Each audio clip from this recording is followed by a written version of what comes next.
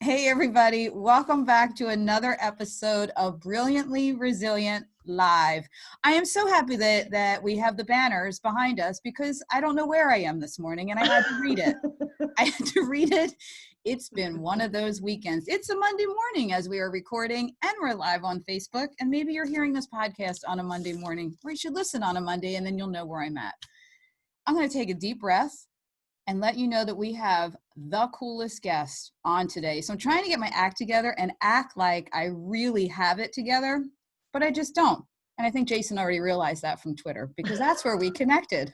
You guys, we have Jason Romano, who is a ESPN reporter and two-time author now. But I want to share this with you all. I actually reached out to Jason to come on to one of our, here on the show, Sundays are dedicated to faith. And Mary Fran and I use faith as a tool of resilience. But as I said to Mary Fran, the world needs Jesus as many days as we can bring him to the world these days. So I think we need to kick off this week, the work week, on Monday, talking about faith as a tool. And here's the tweet that made me reach out. Jason had tweeted, "Teach me to do your will, for you are my God. May your gracious spirit lead me forward on a firm footing." And that's from Psalm 143. And if ever we needed to be grounded in that whole, your will, not mine, I think these are the days we need to do that. So without further ado, Jason, thank you so much for being here with us today into our crazy circus of a show that we have on a Monday. Listen, thank you for inviting me. I really do appreciate it. And if there's ever a time to get real in our faith, now is the time right now. So thank you for having me. I really appreciate it. Yeah, we're so excited that you're here. I have to tell you, Kristen, reached out to you, and we reach out to different people and bring them into our fold, whether they like it or not. And Kristen said, "Oh my gosh, you got this great guy in ESPN and sports." And at that point, my mind went, "What?" Like, because I am just like, no, I'm not doing it. She's got the Eagles hats. I'm not even sure what the colors are, But then I started to read. Then I read so this is you're putting out a second book now, but your first one is called Live to Forgive. And I started to read your book and I was like, oh my gosh, because your experience with your father and his substance abuse issues, you brought me right back to my experience with my son, who is a recovering heroin addict. He's doing very, very well. He's great.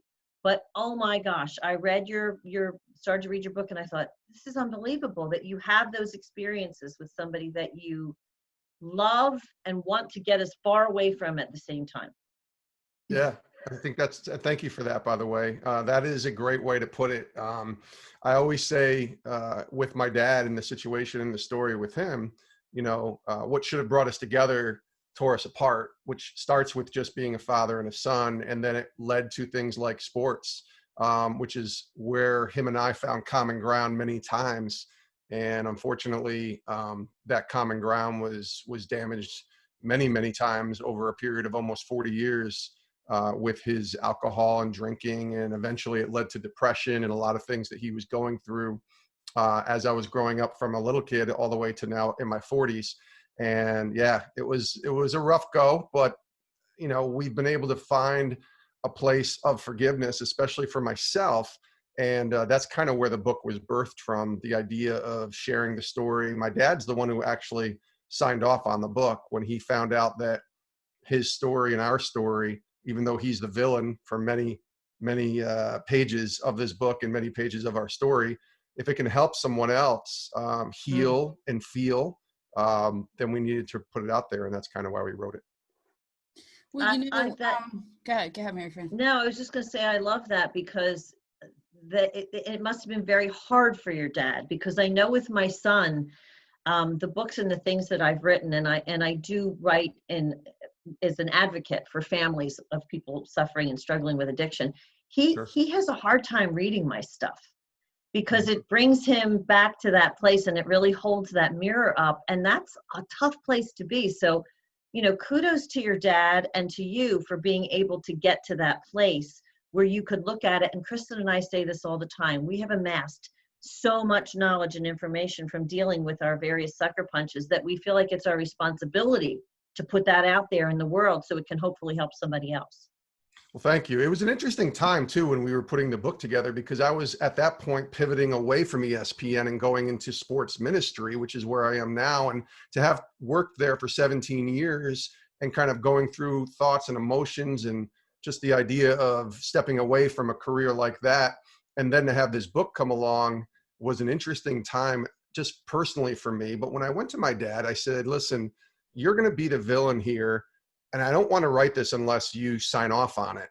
And not the villain for the whole book, obviously. We've been able to reconcile, thankfully. But I had to get the idea from him that if I write this book, I want it to be as real and authentic as possible. Otherwise, there's no point on writing it. And he said the same thing, which is what surprised me. He's a pretty private guy, and he lives my dad is a very old-fashioned guy. He lives like it's 1982 still. Like, he reads his newspaper, and he's never been on the internet. Wait a minute, I read the newspaper. All right, let me start again. He's never been on the internet. He doesn't have an email address. He has no idea what a podcast is. He's never listened to one. And then he also does read his newspaper still. But he's old-fashioned in that way. And so for him to kind of to give me permission to let the world know about his struggles and our personal relationship took a lot of courage, I think. And so, yeah, that's kind of where it went. Wow. Well, my dad doesn't have an email either. And he says that it's the face page is Facebook. And now he says to my mom, if I don't pick up, because he calls me when I'm recording the show all the time. And if I don't pick up, he says she must be on the pod phone again. Pod phone. Yeah. So there you go. It's like a cartoon character. Pod phone. Oh, my dad's never texted a day in his life. I can't even get him to text. We have to pick up the phone and actually talk. Like I said, like it's 1982 or 1990. Yeah, that's how we are. One time when he got the cell phone, I was calling him. My mom was in the hospital. I'm like, Dad, they're not letting me back there. You have to answer this thing. It was ringing. Thank God I had a friend from high school on staff. She took me back. There's the phone ringing and ringing. He's like, I was wondering what that noise was. Anywho, it's interesting. I was reading the beginning of your forgiveness book, because that's a hard one for me. I'm a grudge holder until it doesn't serve me anymore. And then I wanted to bring this up because we talk about reset, rise, and reveal your brilliance. And the reset, I think, is so hard for so many of us because we get stuck in that whole anger, resentment, and all of that. So when I was reading, and I'm like, forgiveness. No, I'm not going there. I can't go there yet. But sometimes I think it's a good armor for a little while to get you through, and then you can look back. But when I was reading the beginning, my kids are in a struggle with their dad that we'll just leave off to the side. But my hardest part about that is when I'm reading the beginning of your book, I have 4 brothers, and me and my 4 brothers and my dad would crowd around the little TV, and sports were our thing. And they still are our thing, but it brought us so much joy and connection. There wasn't that, like, what you were explaining in the book, which is what my kids are having with their dad. But what I did as I was moving through, it was hard for me to go through that. And you're talking about that Eagles game against the Giants at the vet, that whole opening scene. And for me, that's pure joy. And then I'm reading it unfold for you as a nightmare. And I'm in sort of that nightmare too. And I thought you had this one line that I wanted to make sure people heard, because I've heard this in several different ways, about your mom. And you said that your mom was there, kind of the go-to, holding some things together emotionally, all that. And I have heard from a lot of different places in my journey the past couple of years, as long as there's one parent that has it together, at least a little bit, that you can go to, then the kids will end up on the right path, at least have one little example in there. So I appreciated that you threw that in there, because it was almost too much for me to go through. And then I saw that one line, and then you kept me going. And I really appreciate that you put that resource, the whole thing, out there. I can imagine the struggle. Yeah, my mom, she's my hero. And I've said this many times, I could have written an entire book about her. She was a little jealous at first when she read this book. She's like, this book doesn't have me in it. You know how important our relationship was. I said, Mom, I know it is, and you're in there, but this was not about that part of our relationship, my relationship with you. It was really about me and Dad and forgiveness. But I always tell people, especially when I'm speaking or talking to different groups or conferences, before the pandemic, obviously, and even on Zooms, I tell people, listen, if it wasn't for my mom allowing us to experience life as normal kids when we were growing up, especially into our teen years, the very formative years of a young man, my brothers and we were all just, scattered. And I always say we were a mess of a family, but my mom kept us together and allowed us to dream and to have experiences and to play sports and to just be normal kids as close to normal as we could be, to allow us to eventually go to college. And then, my brother Chris, who, if you read some of the book, you recognize his name. He is a pastor now and a Bible professor, and he knows more about the Bible than anybody I know. He's the father of 5 kids. He's going to be a grandfather soon. He's just doing amazing things for the Lord. And I often talk to him and say, man, can you imagine where we'd be without mom? Mm-hmm. And mom, listen, our mom is a very proud woman. She loves telling people about the accomplishments of her kids, but she's also proud of the accomplishments that she's been able to overcome with 2 divorces and now finally in her 3rd marriage in a good place. But she has struggled along, and to watch her kids kind of still achieve these things is such a proud moment for her. And we always give credit to God first, but if I was giving credit to a second person on anything that I've ever been able to accomplish in my life, it would be my mom. Oh, that's cool. And that one little section in there that you talked about her was all that it needed to, for somebody like me to say, keep going on this journey. And Absolutely. The fact that you have done what you've done, quite frankly, indicates that there was someone there, because you don't come through those experiences unscathed. Not that you've come through completely unscathed, but you don't come through those experiences without someone there as a kid who is that person that, that you go back to. That's your grounding influence. And I don't think you even recognize it until later often. And I find this with my own kids, that they are finally of a certain age where they go, maybe she did know what she was talking about. And when you talked about your mom taking you guys to therapy and you being boys and just, being yourselves, and she trying to rein you in and all, that really struck a chord with me. So I kind of want to ask you 2 questions. One of which is, and this I guess is the primary one, but one of which is, how did you get to, where did the God piece come in here? Okay. Was that obvious, like an undercurrent in your life the whole time? So let's just start with that one, I guess. Yeah. So faith for me as a kid was growing up, grew up in a Catholic family, Catholic church, but not, I would say, devout. Nominal is probably the right word. My grandfather was very devout. He's the guy I dedicated my book to, George Romano, and he took us to church on Sundays when we were kids. But it was more of, hey, if you come to church, I'll take you bowling after, or we'll go to Chuck E. Cheese, or we'll go somewhere. The old church bribery routine, yeah. Whatever it meant, we were just like, yeah, let's go. As we got older, I did all the things you're supposed to do as a good Catholic boy, and you make your first communion and your confirmation and things like that. But I still tell people I had no idea who Jesus was. I had no idea what salvation or faith or really any of those buzzwords meant, because I never really took the time to learn. And I honestly, quite frankly, I didn't care. If you asked me when I was even in my 20s, what was my God, I would have told you sports or my job or my now wife, as we started dating, those kind of things. Faith didn't come in until my brother. I mentioned him earlier, Chris. He was the first in our family to begin a relationship. And I use that word really strongly here because that's really what this is, a relationship with the Lord. And that was very foreign to all of us, the rest of us in our family. But we watched him live this relationship out with the Lord and then live it out with his family, with his wife, with his very new son back in 2000, almost 20 years ago. And I watched this guy love like he had never loved before. He was a changed person. From the outside, he was living a life of sin real open sin before he came to his faith in the Lord. At the time I said yes and began my journey, I was not. I in terms of an outward appearance, I had gotten the job at ESPN. I was married to my wife, Dawn. We were looking for our first house and just living this sort of, all-American life. But I watched my brother in the way that he lived his life as a follower of Christ, and that was attractive to me, and I wanted to learn more. that's where it began. And so it was Mother's Day. There we go back to mom, right? Oh man, that was one of my days too, but mine wasn't a good one. So you tell your story. Well, mine was Mother's Day of 2001, 19 years ago, that my brother Chris invited me to his church, and I had been to his church before.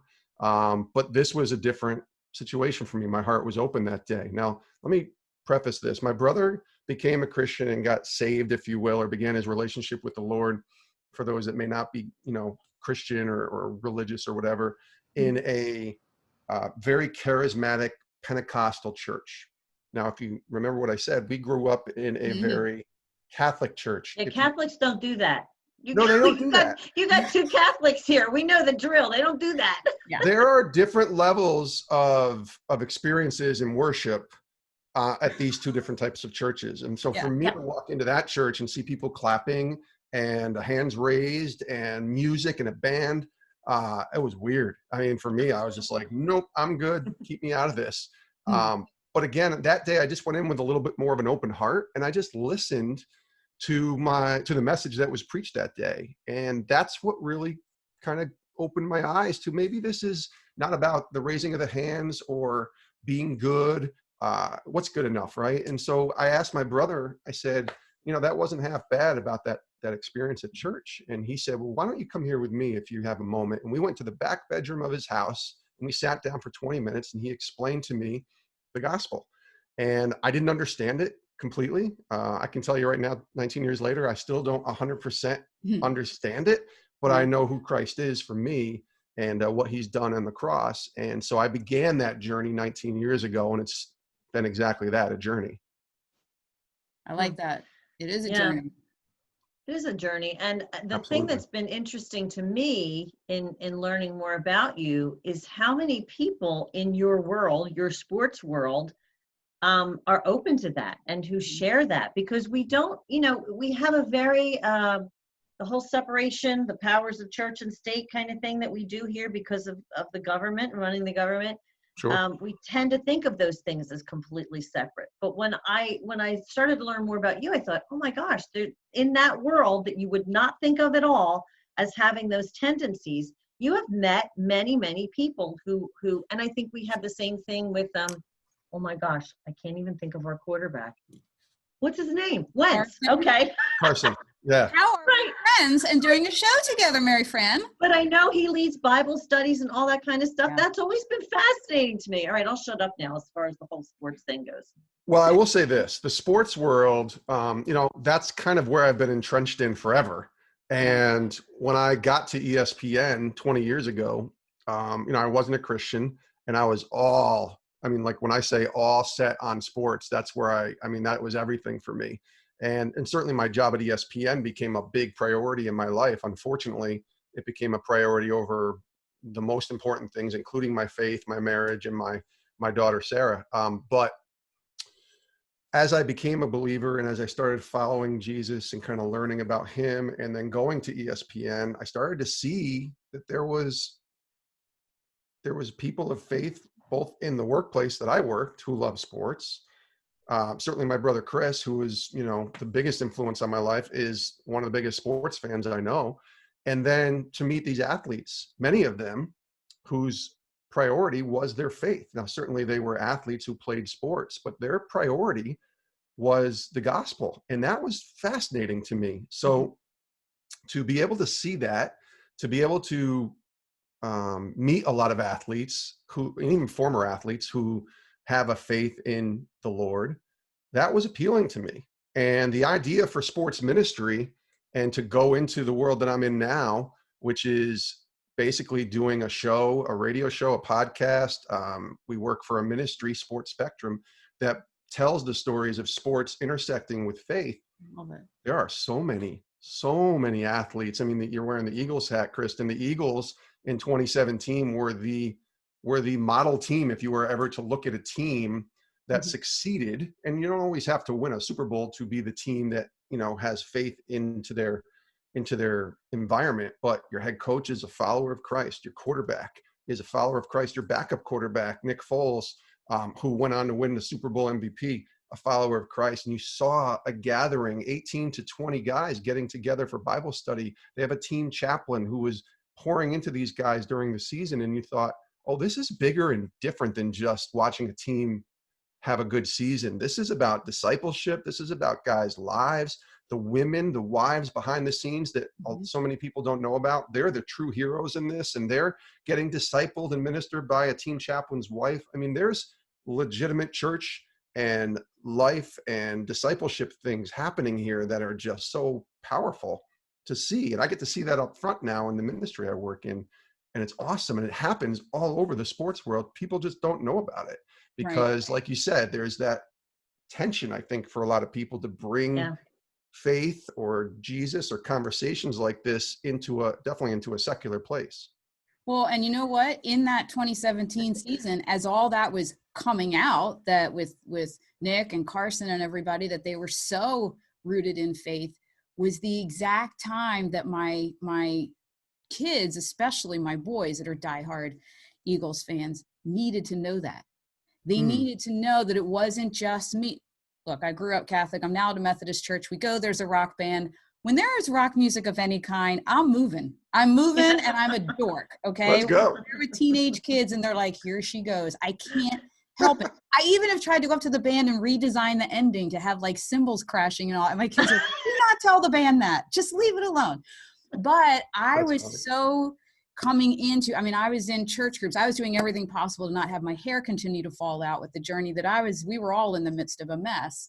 Sure. And I'm like, you guys, like, faith is helping me. Faith. And they're like, psh, teenage boys. And then all the Eagles come out with it. They're doing Bible studies and all. And I'm like, I am as cool as Carson and Nick. It was great that they were so open about it because none of the athletes had been, or at least it wasn't out in the news stories. You didn't hear any of that. And, and I'm sure that that when they say that if a boy grows up with a role model in faith that's a guy, there's a huge percentage that they'll stay in faith also, and okay, women can debate me on all of that, whatever, but it is a statistic that was important to me. Now they do have my dad, who's a very, Catholic guy and all that, but it was really cool to have their sports heroes out there too. But here's what's interesting. So the sports world now is out there tweeting Bible verses and it's in everything and it's wonderful. And then it's now 2019 and I decide, I'm like talking to Mary Fran I'm like, man, I never get to infuse the faith piece because the biggest part of my story is my surrender moment to 2 blindness diagnosis, right? And I had to be very careful if there's 2,000 people in the room and I have to gauge the room and know who they are first to know how much of that part of the story I'm going to dive into. And I thought that was the part of my TED Talk that everybody was resonating with. Why am I holding all this back based on who the audience is? So Mary Fran and I started having these conversations about we gotta bring this more into, this is who we are.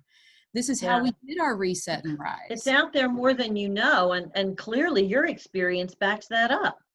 Yeah, it's definitely out there. And I think the more we have conversations about it, the more I think we can understand other people who don't have the same. I'm sure all 3 of us have different views or beliefs, certainly different experiences in this world of faith.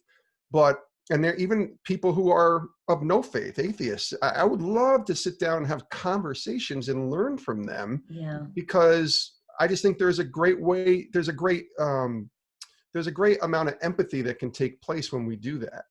I tell the story with my dad. My dad and I aren't all believing the same right now, certainly at all, especially on a lot of different issues. But I can have empathy for him now because I can see things from his point of view, or at least understand it. I may not still believe it, but I can see it and understand it. And that's honestly, to me, that's what's missing in culture today is empathy. And I think when we see empathy, we are just blown away by it. Certainly empathy and forgiveness can kind of go hand in hand.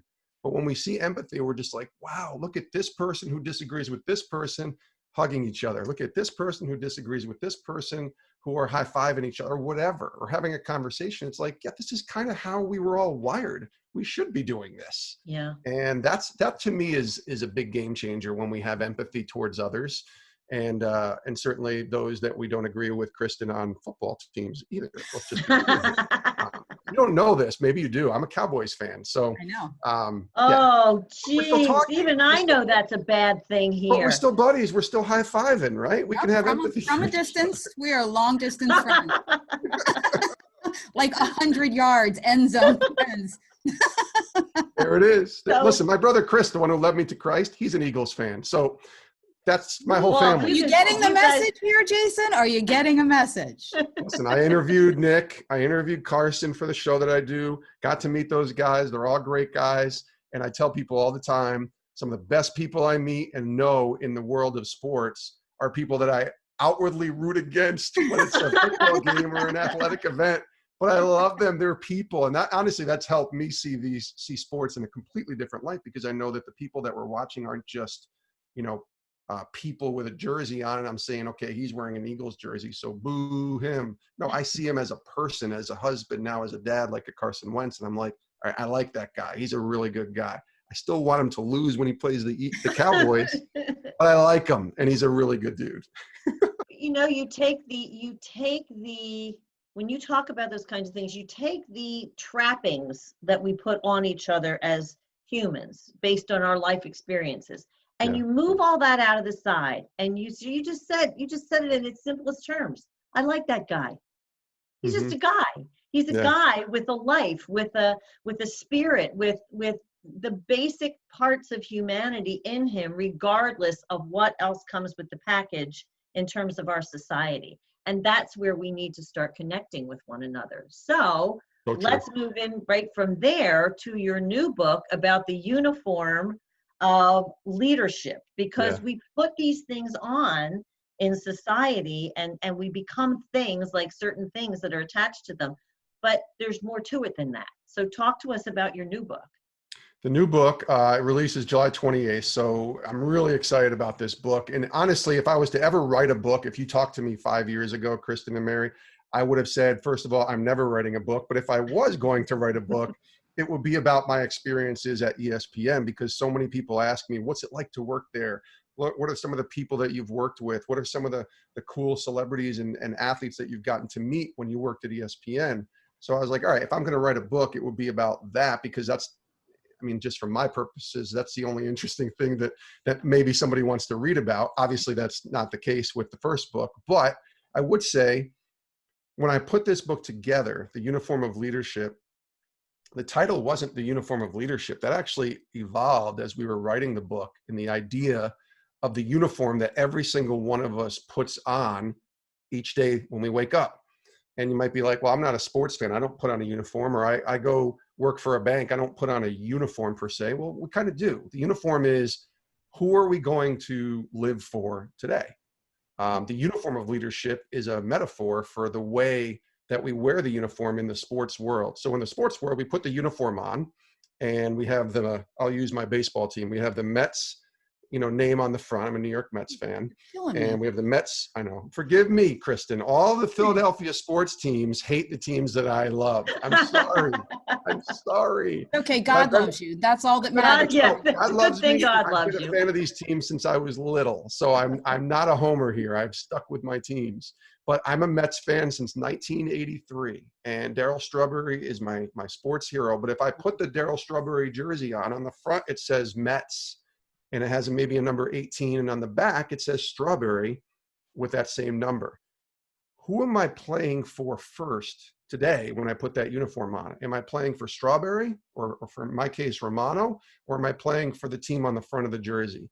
And the uniform of leadership, those life lessons, those true success lessons, come when we play for the team on the front of the jersey, not the one on the back. And so the name on the back is important, and that doesn't mean we don't try to do well and accomplish and achieve, but our mindset has to be to serve and to love and to care for others first. And in sports terms, you're serving your team. You're there for your team. And so that's what the uniform of leadership is about. It's these lessons of leadership that I learned about wearing the uniform properly, as they say, from my time at ESPN. So different athletes and entertainers and celebrities that I got to spend time with. There's some pretty funny stories in there too. But there was leadership lessons that I learned from all of these people and spending time with them at ESPN that I thought was a great way to kind of introduce what I consider timeless leadership lessons for this generation to be able to implement in whatever sphere of influence you're in, whatever job you're in. If you're in ministry as a pastor or a priest, or if you're in, a sports world and you're a coach or an athlete, this book, I think, is there to tell these stories, but to help them understand who you're playing for each day. In my case, I'm playing for the Lord first, but then I'm playing for others. But then myself comes third or fourth in that realm. Well, and here's the cool thing I think about that it's about servant leadership, but it's in a context of what everybody sees as competition. And it's like the exact opposite. All these competitors, you learn about servant leadership. Yeah. Well, you always see the selfish ones, right? It sounds like it, but the selfish ones stand out. If you're going as an athlete, I'll use sports metaphors to probably the day I die. But when you see an athlete who goes out and plays for himself, he might score 40 points, but the team might lose by 30. And so are we patting that guy on the back? Hey, great game. You scored 40. Maybe. But we're also looking at the grand scheme of that didn't help the team. Team just lost. And you cannot walk around with your head held high when you lose in a game like that and think, well, I scored 40, so I don't care about what happened in the game. I'm good for me. Like, that's the selfishness that we can live by just as a society each day. As a follower of Christ, my thing is, okay, Lord, how can I help increase you in my life today and decrease myself? It doesn't mean I'm thinking of myself less, but I have to decrease myself so that you can enter in and guide me. And in the sports world, and certainly in the business world, if we get caught up in living for ourselves first, we might have some achievements or accomplishments that we have, but if we're accomplishing something and the greater good is decreasing or suffering through it, then what are we really doing here? And so that's the idea of where this uniform of leadership metaphor comes from is, right, it's an oxymoron in a lot of ways, the idea of servant leadership, but the best leaders are the ones who serve. The best leaders are the ones who put others first. I don't care if you're at the top of your game. You can be a leader. One of the great leaders in my book is a woman named Tammy, who was the cashier in the cafeteria for us. And we'd see her every day for 15 years, just, put in our orders and take our money and wish us well. But one of the best leaders I ever saw was Tammy. Why? Because she remembered every person's name, because she loved every single person that came through, and because she was there in a constant light every single day when we would come through the cafeteria. One of the best leaders. But if you look at her in terms of from the outside looking in, she's not a president or a CEO or a high-level exec. She was working in the cafeteria, but that was her place to serve and love and care.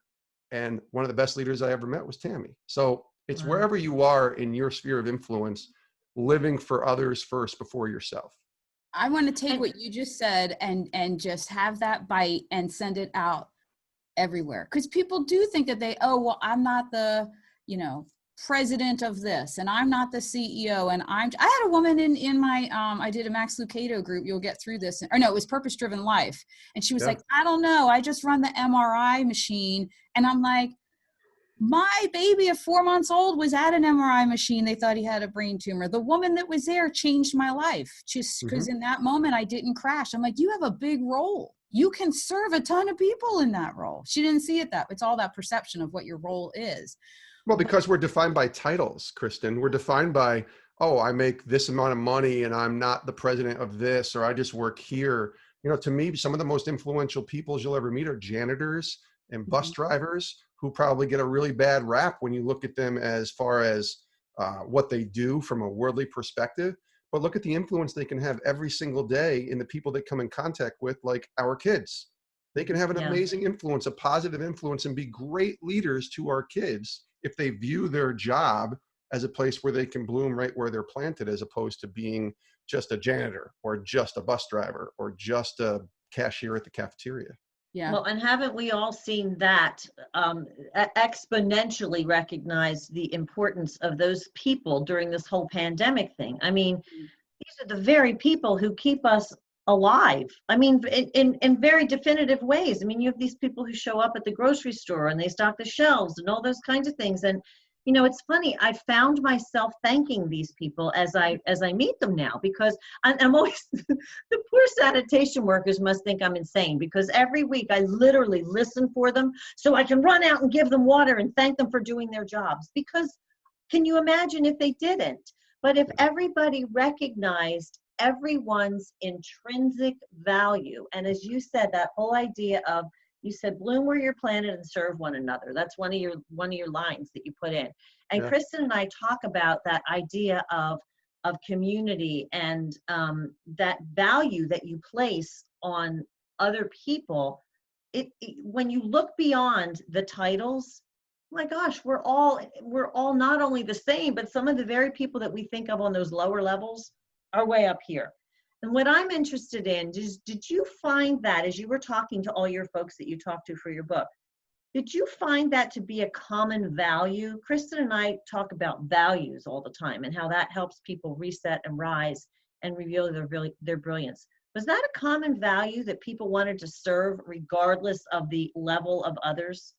From the great leaders, the ones who I think did it right, yes. Now, I didn't put in this book a lot of negativity. I certainly wasn't writing this book as a tell-all about ESPN. That's not who I am. That's not what I would do.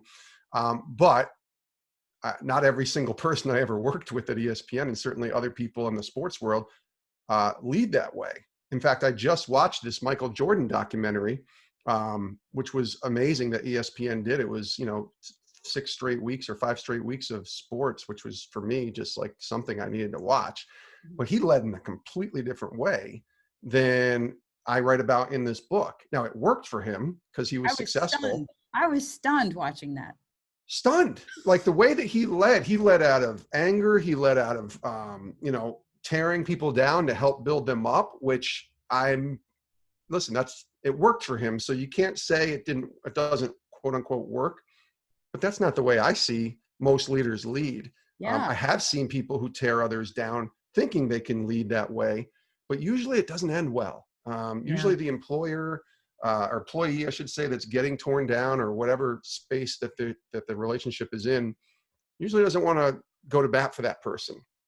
Yeah, For and it me, wouldn't have ended well if it weren't that it was Michael Jordan. right, I mean, in any other was, circumstances, it most likely would not have ended well. exactly. Any of those other players try that way, the team crumbles. It's Michael Jordan. He can get away with it because he's the greatest ever, and you understand that. But not all of us are working and playing every single day with Michael Jordans, right? So we have to figure out what works best. And the ways that I've seen that work best with the different people that I've seen, both at ESPN, even now with my current job with Sports Spectrum, and even just people I've come in contact with, like you said, I talk to a lot of people. Leading by serving is what works. Honestly, if you want to go biblical here, just go into the Bible and look at what Jesus said. He is the King of Kings, right? He is the Savior of the world, and he comes down as a human form, and he has all these people who start to follow him and listen to what he has to say. No one would say anything to him if he stood up there and said, listen, I've come so that you serve me. So serve me. I'm Jesus. I'm the Son of God. And people will be like, okay, we will serve you. But that's not what he said. The actual scripture says, I came to serve and not to be served. Jesus' words, not mine. He said, I came to serve, not to be served. So if he's going to model it, well, then that's kind of how I want to model it. And when I see other people model that, that's usually something that's very attractive, and people get behind that. Listen, if this guy's going to come and serve me and wash my feet or clean this or do this, I want to do the same thing for others in the same way. And so to me, that's the definition of leadership.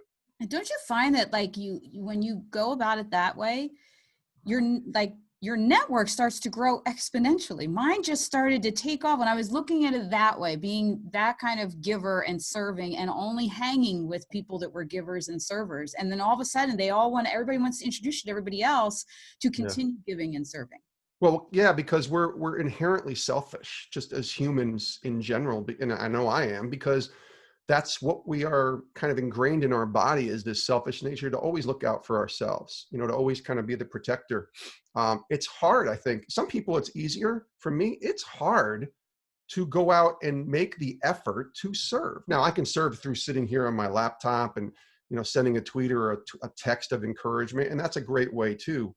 but to actually get out of my four walls and go out and serve some other people, whether it's through church or whatever, speaking, that's hard and that takes effort. But the rewards from that are just exponential, like you said, because it creates in us this idea of, okay, if I want to be Christ-like in how I live, then that means I got to be out there serving others and loving others the way Christ did. And yes, it is a trickle-down effect. It really does. Like I say, the rewards, you're not looking for rewards, but those rewards come back to you when you're serving others, when you have a servant heart for others and they have the same. Well, it's just going to kind of be this reciprocal thing that we can all go out and serve those that need help. And then those people want to go and serve. It's just an amazing thing that can happen. I hope we see more of it. And I hope this book helps people see that.